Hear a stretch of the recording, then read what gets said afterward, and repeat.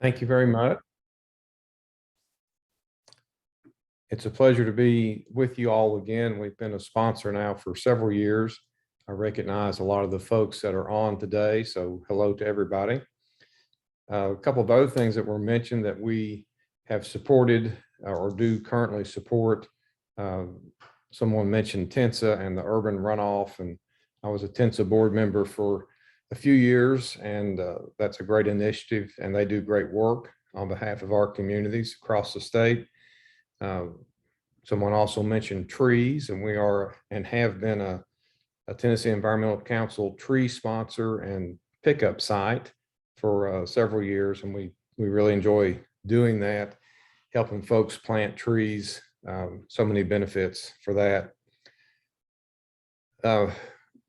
I guess the message that I find myself giving a lot today, we talk a lot about sustainability. It's really important to know exactly what we mean when we talk about that. There are lots of definitions floating around. And of course, I represent the concrete industry. TCA, the Tennessee Concrete Association, is a statewide trade association here in Tennessee. The concrete industry, like most other industries, is pretty focused on trying to bring down the environmental impacts of using our product. But you have to be really careful when you listen to claims about materials and their sustainability and their environmental impact. There's a lot of facts out there, and then there's a lot of what I call half-truths. So my message to everybody today, I'm not trying to tell you which material to pick, but just be careful. Make sure you dig into the claims that are out there, because impacts are complex, and almost every material that you could choose for any project has impacts. So there's always a matrix you have to go through to determine not just the environmental impact, but impacts of things like energy efficiency and resilience, which is a big topic today. Building infrastructure, buildings, other structures that truly can stand the test of time.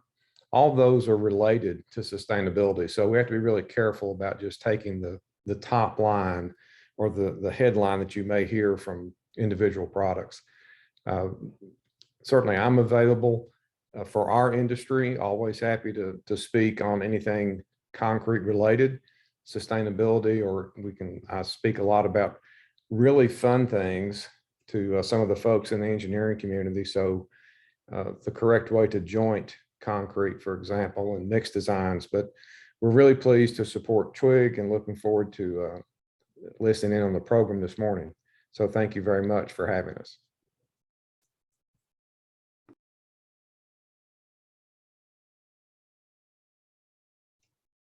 Awesome. Thank you, Alan. And thank you for your continued support of TWIG. We could not do it without our sponsors. We really appreciate you and you being here this morning. With that, I am going to turn it over to Tiffany Wilmot to introduce our speaker. Tiffany is a bit of a sustainability hero in Nashville and one of the original TWIG founders. So we're really excited to have her here this morning to introduce our speaker. So Tiffany, I'll hand it over to you. Thanks, Dr. Jen. I am super excited to be able to be here to introduce Monique today. I am going to give you all her fantastic background, but I also want to tell a personal story about her that I'll tell at the end, because I do want to talk about some of the amazing things she's done. And right now, she's currently working with us on the Charlotte Rails for Trails. We're doing a triple bottom line, and it's probably going to be our best one ever.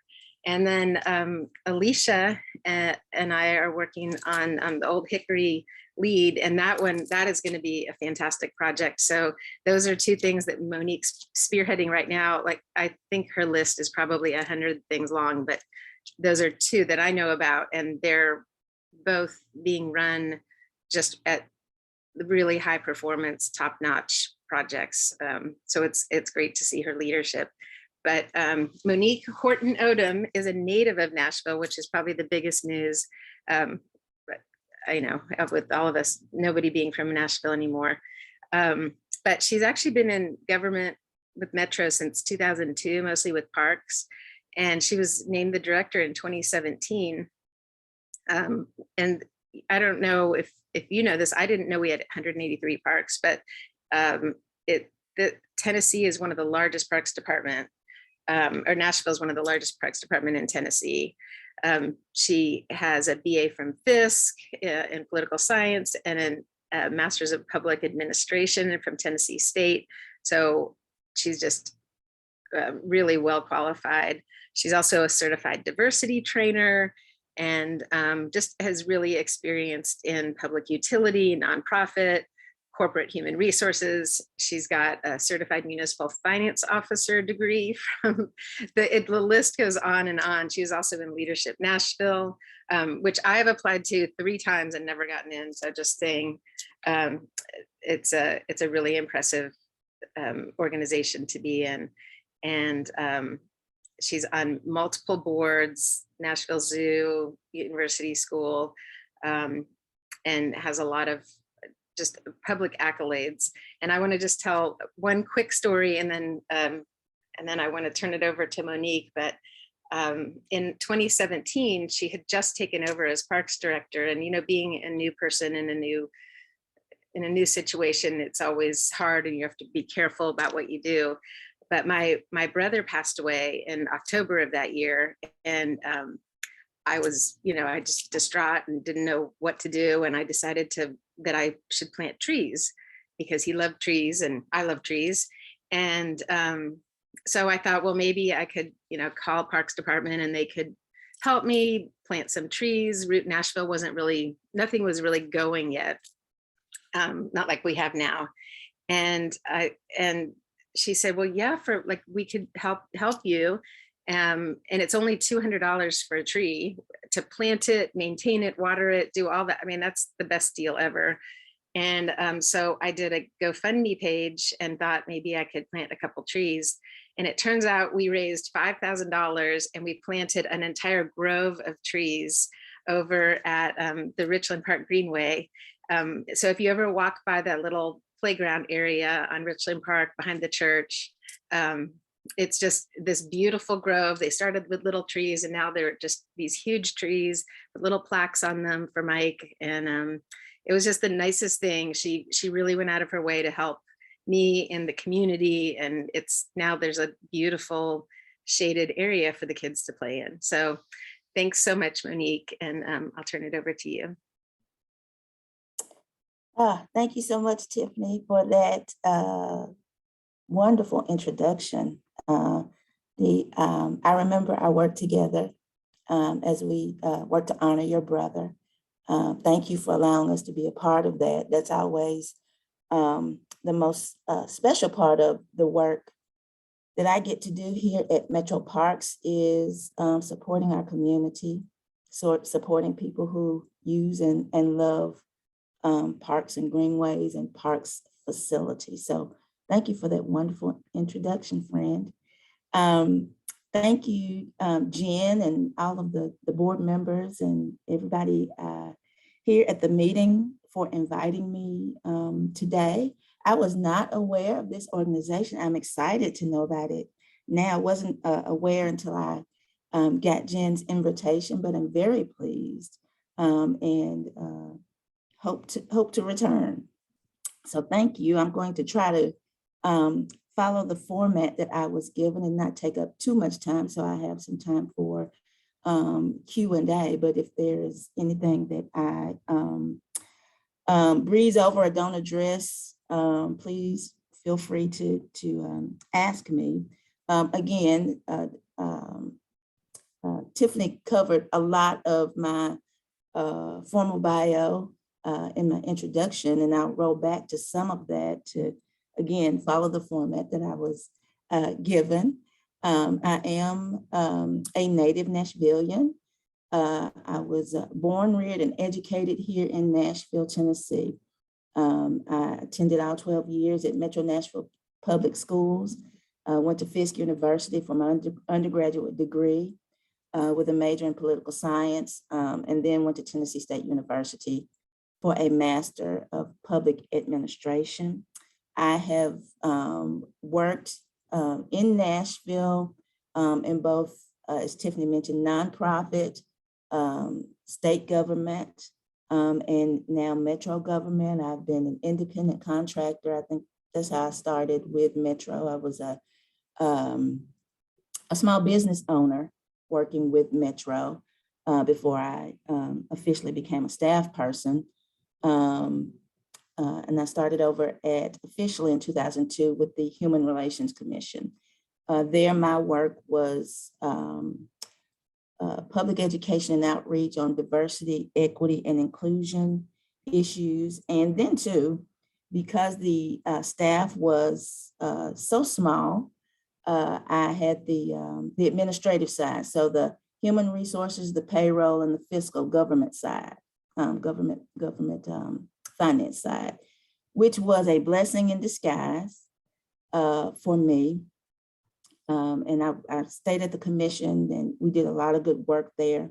I was there for about 4.5 years and came to Parks in 2006 in the finance and administration area. I was a finance officer, and I came over to Parks with shifting gears. I had had my son not too long before that, and he was toddling, and he, some of you all will understand that after you have become a parent and kind of sacrifice some of your career aspirations, you may get an inkling to kind of get revved back up again.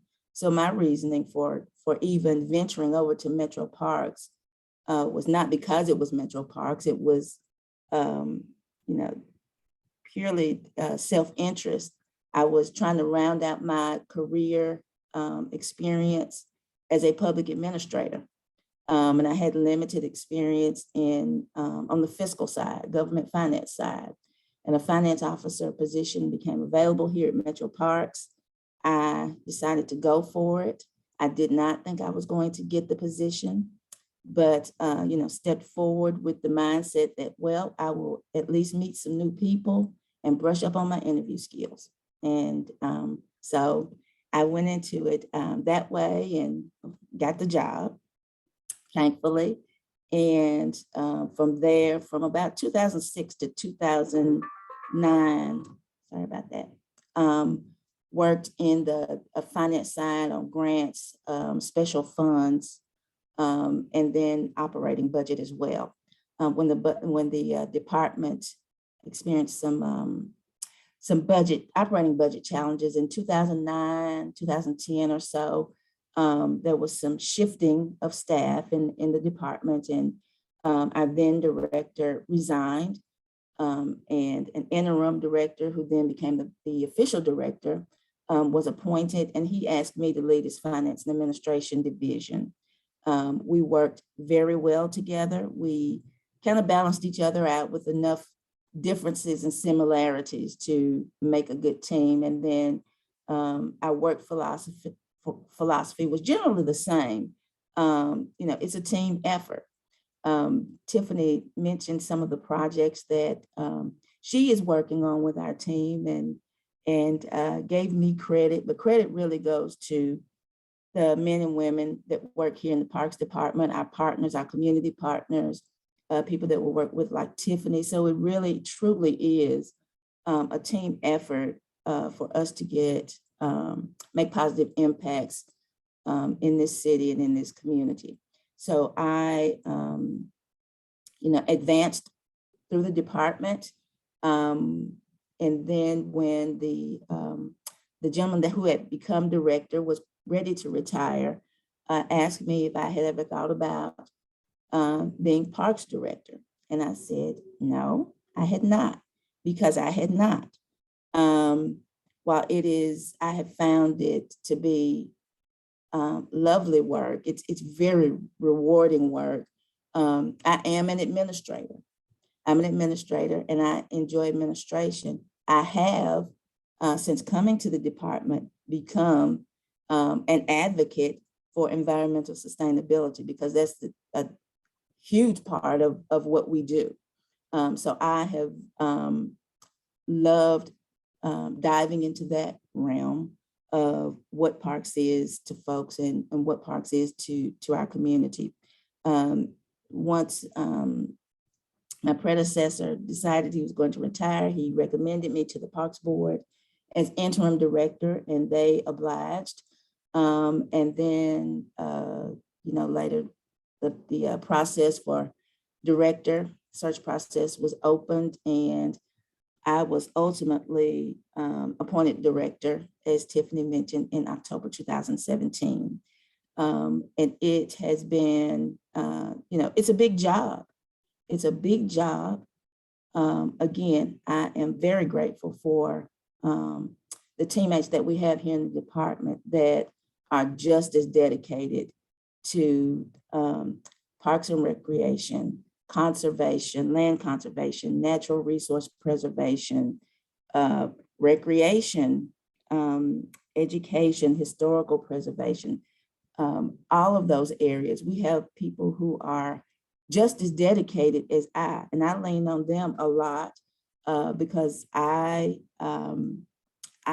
regard them in many cases as a subject matter expert. And so for all of you all who are leaders, you don't make decisions in a vacuum. You look to folks who are more learned than you on topics, who have varying perspectives. That's very important. Varying perspectives about subjects. It can be to make a sound decision. It can be challenging at times, because even here in the Parks Department, we can have conflicting or competing interests depending on what the topic is. And we want to make sure that we're making the best decision, the most equitable, sound, and informed decision for the community that we support. It's interesting, as I was preparing to be with you today, I was looking at a bunch of information, but then kind of reflecting on my own life. And there's a part of the format of the presentation that talks about how I got involved in environmental work and sustainability. And I was actually, again, reflecting on my own life. Hadn't thought about this in so long. I remember that when I was a child, I was the person that would rescue insects. Out of all of my cousins and my sibling and family members, I was the insect rescue person. I would not allow them to kill insects. And I don't know where that appreciation came from. I'm sure it came from my mom, but appreciation came from. But I thank you for asking me to be here today to help me reflect on that. And so I guess in that regard, I have been involved in environmental work and sustainability work for a long time. Again, it has been, again, sometimes challenging, but nevertheless a joy to both educate myself and help educate constituents, park users, our community, about how we can be more responsible users and partakers of our environment, and what that means. I think we have some way to go on that as a society, really, helping people understand, as Alan mentioned, what sustainability means, and really what's in it for you, what's in it for me, what does it mean, why should I care? And I think we have to do that on many different levels, because it will mean and impact people for their personal lives in many different ways. And so to help them understand and then become advocates, it's some work that I know we here at Parks and, in Metro and just the community at large, work that we we have to do. I think about, as I have come into the department, I think I'm skipping around some, but I'll just speak freely. A call to action. I know that is mentioned in something that I should say. One of the things that is at the top of my mind, you know, our department exists in a political ecosystem, even though we are a public organization. So again, things can become challenging. But I think one of the things that's at the front of my mind as we talk about environmental sustainability is land conservation. And we know that Nashville is a city that is developing at a rapid pace. And I want us to make sure that we are thoughtful about that development and balance that with land conservation, not just for parks and park space, while that is important, but just for the environmental benefit of the city, of the state, of everywhere, because those can be conflicting issues. And I think we need to be thoughtful about that and balance that out more. We get calls here at parks every day of folks who want to purchase parks property. And generally, you know, it's just not available for purchase. And sometimes we can be, let's see, how am I gonna say this? It can be a challenge. I'll just say that sometimes there are louder voices than ours that have other interests than ours. Not that they're necessarily wrong, but just different. When we are very concerned with, again, conservation of land, conservation of natural resources, and then two, recreational spaces. We know that parks have environmental, social, physical benefits to our community. They impact the social, emotional, physical, and mental health of everyone. And it has become much more evident as we have endured the global pandemic. Early on,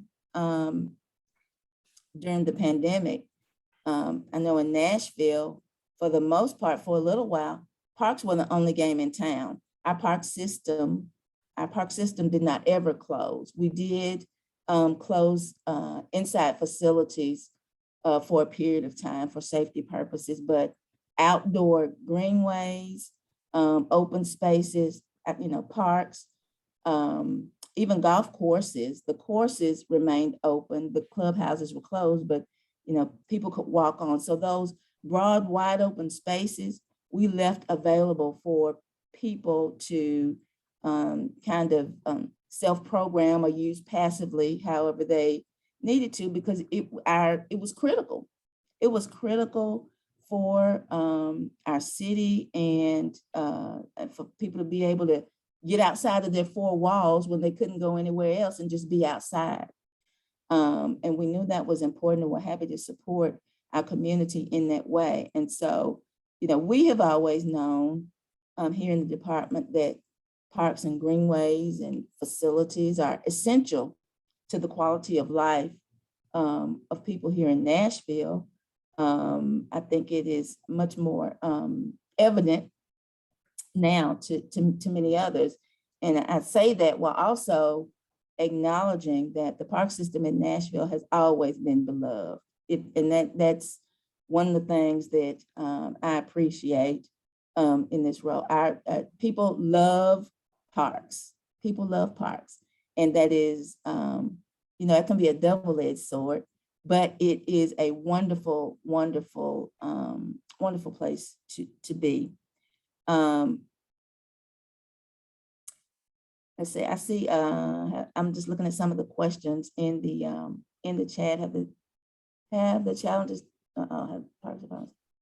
so we have seen, I mentioned the pandemic, have the challenges the Parks Department faces changed since the onset of the pandemic? Some, yes, and they're probably what you would guess. We have, again, early on during the pandemic, we did close some inside facilities, but the park system never closed, and we were one of the first metro departments to kind of call people back into workspaces. We were offering programming at limited capacities and or in virtual format, but we were operating and we knew that we had people to serve. We were very concerned about our senior population. We have a thriving senior program here in the park system, and then one standalone senior center. And we, kind of watched over, kind of checked in with them because they couldn't come back to the center because of the threat or the risk of contracting COVID. But we had staff that would visit with them, that would make sure that the services that we coordinate with them through the Metro Action Commission, where it's a food program or some kind of exercise program, our staff would go to their homes and visit with them and try to engage with them in that way. So things did change. We did modify some workspaces, just like all of you probably did in your places of work. What the pandemic did cause us to do is to kind of be more forward thinking, not understanding whether, at one point we were moving toward, okay, things are going to open back up, and then there was a regression. So having to shift and pivot at a moment's notice, our staff and team has, kind of mastered that at this point. And that was very helpful, and to help us to think about how our programs and services can still be delivered to those who, again, who are unable to get out. I mentioned our senior population. We have a long-standing and thriving disabilities program for adults with cognitive and physical disabilities. We had to adjust that program as well. And participants in that program, as well as the seniors, were some of the last to physically come back, but we were engaging with them and their families all along to make sure that we were supporting them in the right way. Let me see. How does climate justice impact your work with parks? It's everything in parks. I mean, climate justice in terms of what needs to happen, not only in the park system, and I look at the park system as a part of an ecosystem in the city. So when we're talking about tree canopy, for instance, not just tree canopy in the park is what we should improve, increase, protect, but also in the city. And where that happens in our city, which parks, which areas of the city that happens. I am very thoughtful, try to be very thoughtful and intentional about having our team focus on equity in a lot of ways, and impacts of environmental sustainability efforts across the park system, and not just in certain areas. While in certain areas there will need to be, it needs to be tailored to that area.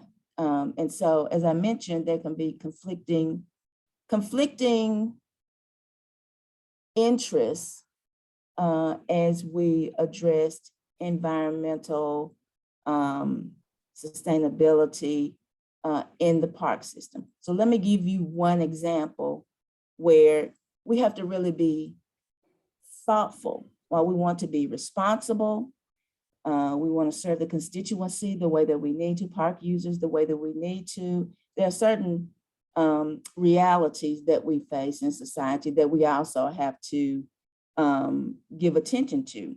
So in terms of riparian areas in parks that, they help to, a natural stormwater mitigation kind of feature that help reduce water velocity, absorb water, reduce erosion and flooding, et cetera, et cetera. So we have some of those areas in urban parks. And the thought is to allow, the weeds or the grasses and the shrubs to in those particular areas just to naturally grow. And in urban parks, as we know, our parks really, but particularly in urban areas and urban parks, that can become a safety issue. And I think that when those were implemented, I don't think the safety aspect was, I'm certain that it wasn't, the safety aspect was even considered. And we started to think about that as I know I did get calls from some constituents saying that they walk early in the morning and there are these really high areas that someone could hide behind. It's a safety issue. And so we addressed that. We had to walk that line. We kind of shaved the areas down some to where it was there was more visibility, but nevertheless left the area there because you again there's a balance of all kinds of issues that come about in the park system, but we want to make sure that we are, listening to all perspectives, but being responsible stewards of these natural resources. So Monique, I'll jump in because I think we've got about 10, 12 minutes please, left. And please. we are getting a bunch of questions in the chat, which is awesome. I think also if you're interested in asking your question live, just feel free to put your hand up and we can kind of engage that way. I did want to jump back to an early question we got, which is about the dark skies principle. And Monique, you were just talking about safety issues within the park. So this individual is wondering, how do you kind of balance safety with dark skies principle within the parks? That's an excellent question and an excellent example again of balancing safety and what is probably best practice for some areas of the park system, particularly those that are in rural and natural areas that occur there.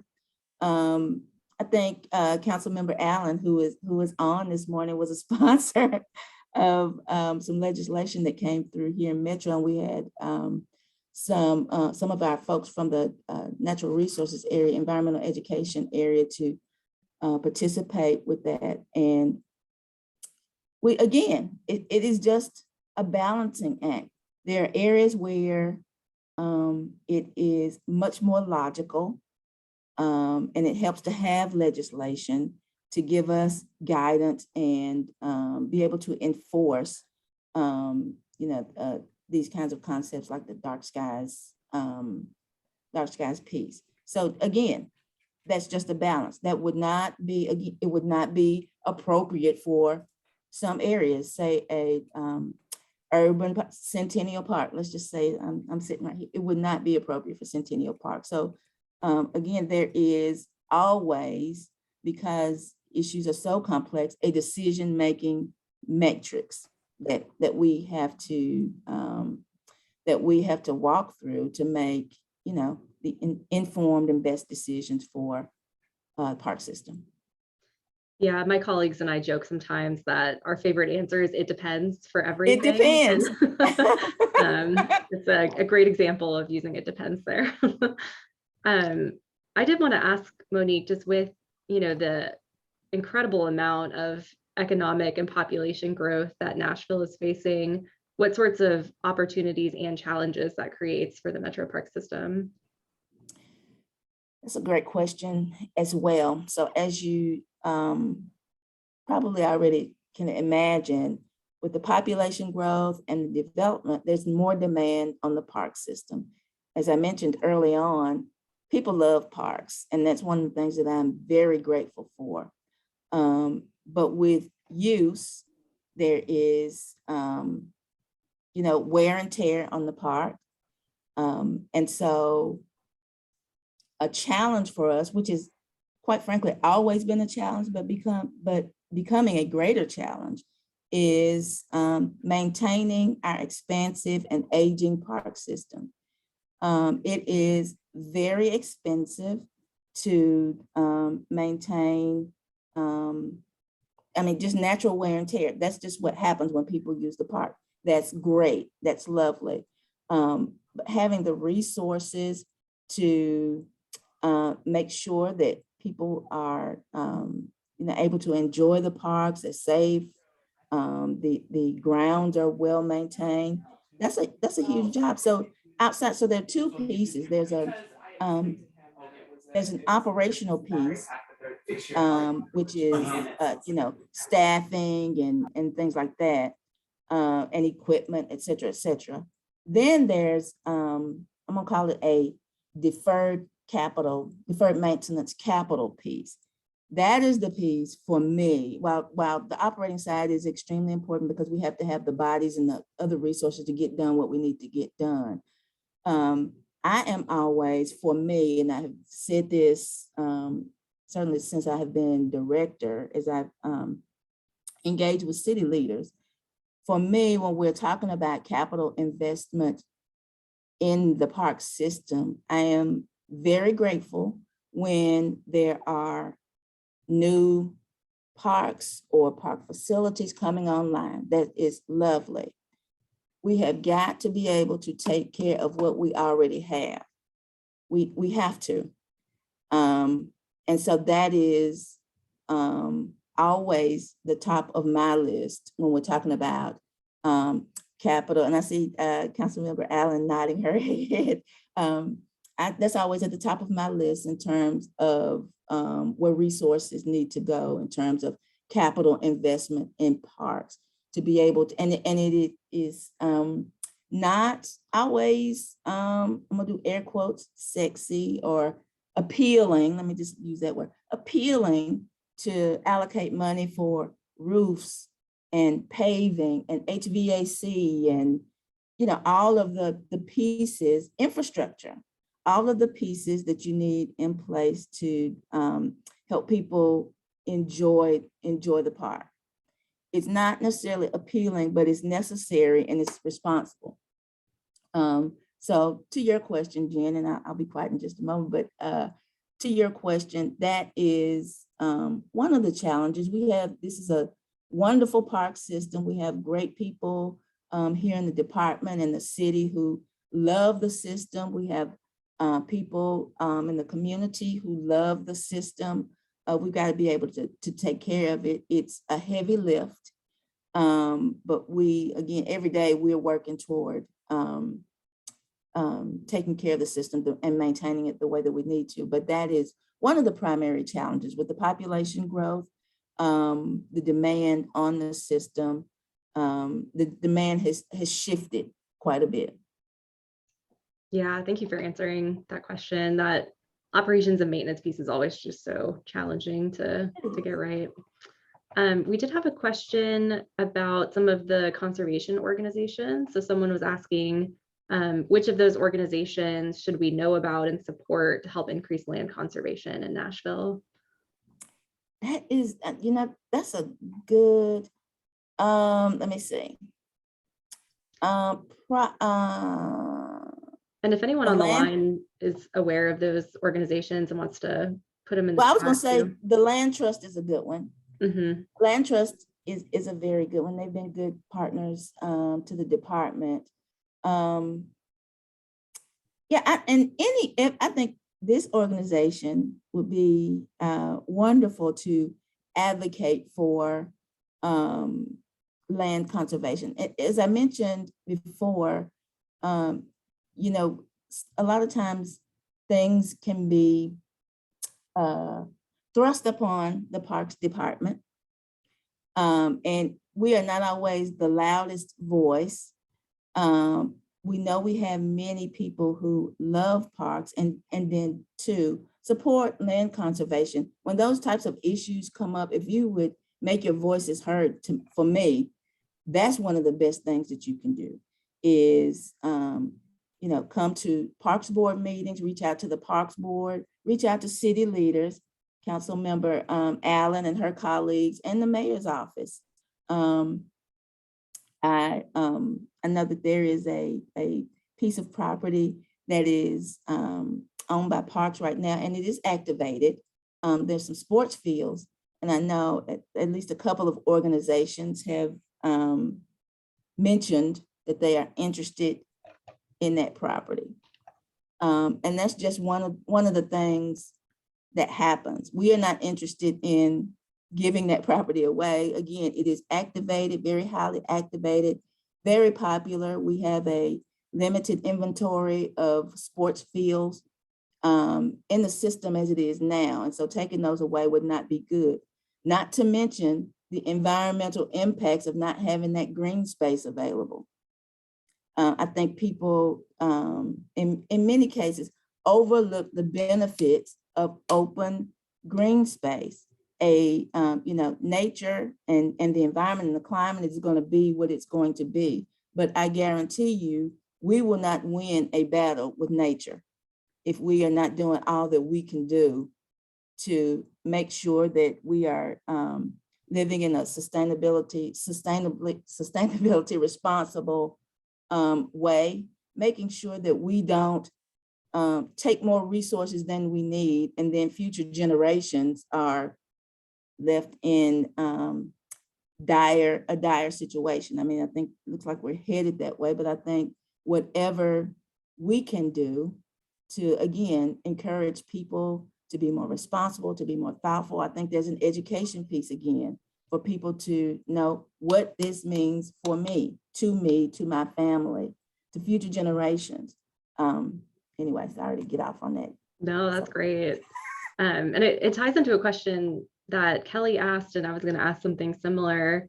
How does the Metro Parks Department collaborate with other Metro departments, like the Department of General Service or other departments, on kind of these broader sustainability initiatives and ideas around land conservation and sustainable infrastructure, which is something that you were talking about a little bit earlier also? Yeah.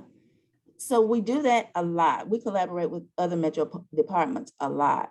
And one of the things that has helped is the Mayor's Sustainability Advisory Council and the recommendations that have come out of there, and that Metro departments have been charged with implementing. So from the Mayor's office to General Services, to NDOT, Metro Water Services, we all, you know, work together and collaborate on projects. It's really typical. On the General Services side, from the building management, which they don't manage parks buildings, but they collaborate, and I think have taken the lead on building emissions for Metro. And then on the fleet side, they do oversee the fleet for Metro government. So thinking and talking about how we can be more energy efficient with equipment and vehicles. I think they're thinking about that across Metro government, but certainly with Metro Parks. We actually have 2 electric vehicles in our fleet, and I think 2 more were coming online later this month. So we do work closely with them. Again, Metro Water Services and Parks work together a lot. In fact, something else that is at the top of my mind, I talked about land conservation. One of the calls to action, and it has to directly do with sustainability and water services. It's for pet owners to clean up after their pets, so that the waste is not, going into the stormwater system and contaminating and polluting and all of that. And I think we have a public awareness campaign that's coming up on the next few weeks with Metro Water about, particularly in dog parks, about picking up after pets. So we do a lot of work with other Metro departments. It's not always visible and out front, but we're glad to collaborate and support their efforts, and they support ours. Awesome. Thank you, Monique. We've got a lot of questions coming in, and probably just time for one or two more. So I wanted to ask if there are other city park systems across the US that Metro looks to for inspiration, if there are any kind of partner cities that we look to for new ideas. So answer is yes. I am meet every other week, it's monthly now, with urban park leaders from across the country. And we really talk about issues that are facing all of our park systems.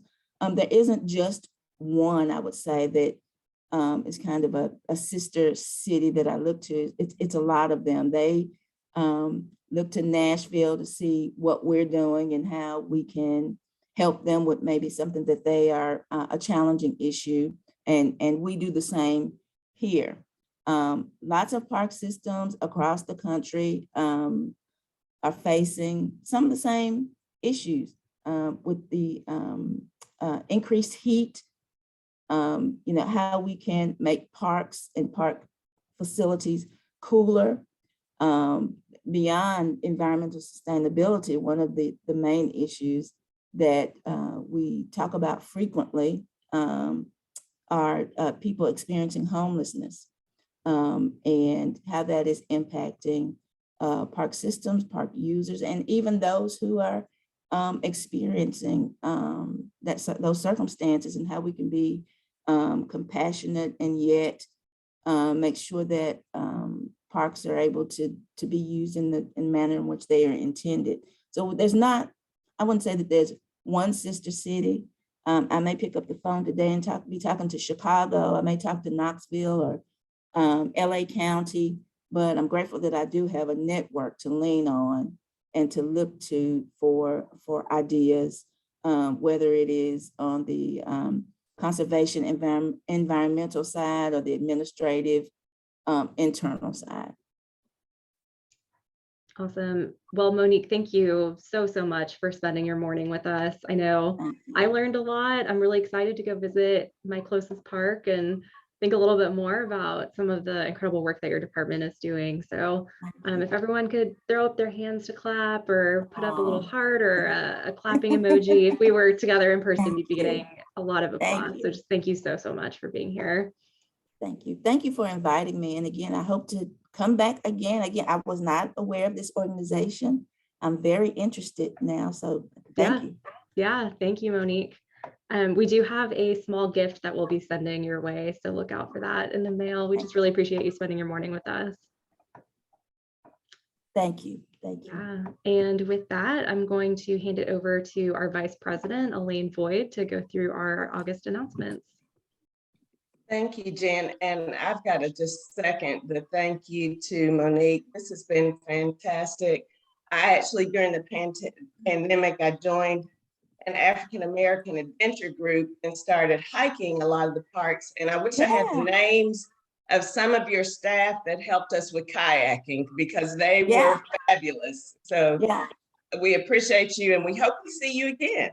Absolutely. Absolutely. Thank you. Thank you. So welcome everybody to the first Friday in August. And we always are so grateful that you all decided to spend it with TWIG. I put in there, this is Water Quality Month. So the United Nations declared August Water Quality Month to bring awareness to the importance of water. And I just wanted to give a shout out to water. We always like to start off by reminding folks of our mission. We're here to empower, inspire, and connect women who are committed to environmental sustainability. Thank you all for helping us achieve this goal every month. And thank you to our sponsors. We could not do this without the support of our sponsors. Thank you to Alan Sparkman, one of our sponsors from Tennessee Concrete Association, who is here today. And if you or your organization would like to become a sponsor, there's the fast Renee who has put the link in the chat on how you can do that. We'd love to have you join as a sponsor. And we also are very thankful for our new and renewing members. And if you're a new member, put it in the chat so we can welcome you. We'd love to have more new members, so please consult our website for information on how to join. I always like to make people aware of some of the benefits of being a TWIG member, and one of those is the Seed Fund. And this is a way for women to get some financial support to attend sustainability conferences or seminars, and many of those are resuming in person. So this is a year-round scholarship opportunity. Maris has taken advantage of it in the past. So please do look into that, and more information is on our website. Our Iris's book club is reading Freedom Farmers. It's a fantastic book about the agricultural resistance and Black freedom movement.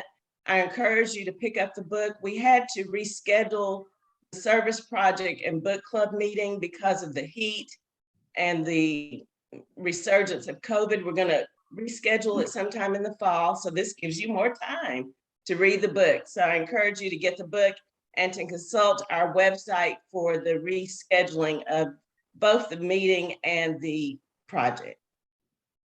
Upcoming TWIG events, we will have Taco Tuesday. It's tentatively scheduled for this Tuesday at Nectar Urban Cantina. It's a fun time. Come out and join us. Please, again, consult our social media to make sure that we have confirmed that date. And for community events, we've already given a shout out to the Urban Runoff tomorrow. I hope to see many of you out there as I do a slow gallop through Nashville. So please don't hesitate to let us know about community events. We'd be happy to include them in our announcements. And finally, I wanted to give an early call out for our next month meeting. We're delighted to have Elise Daniel, General Manager of B-Cycle, join us. And please note that our September program meeting will be on the second Friday, September 9th, which is a change for us, but we don't want to compete with the Labor Day weekend. So we're moving it to September 9th, and we'll get out the information on registering for that meeting. Once again, thank you all for joining us. We are going to leave Zoom up for a few minutes if people would like to hang around and chat for a while. If not, have a great rest of your month. Be safe. Thanks, Elaine. Thanks, Elaine. Thank you all. Yeah, thanks, Elaine. Thanks, Elaine. Thank you. Bye. Hi, Jacqueline. Is Monique still on? You were outstanding. That was so exciting to hear from Monique. Oh, thanks for the introduction, Tiffany. It's really sweet and impressive and heartful. Oh, well, Monique is a treasure. We're really lucky to have her. Yeah, and I think, Tiffany, you mentioned that that was maybe the first time the Metro Parks Director has been on. Yay. So thank you, Jen. That was awesome. I think Jen had to jump off. Yeah, Totally. she was a great speaker. Totally. Hey, I wondered something maybe you know about Tiffany's, but I was kind of afraid to ask. I'll just admit that now. But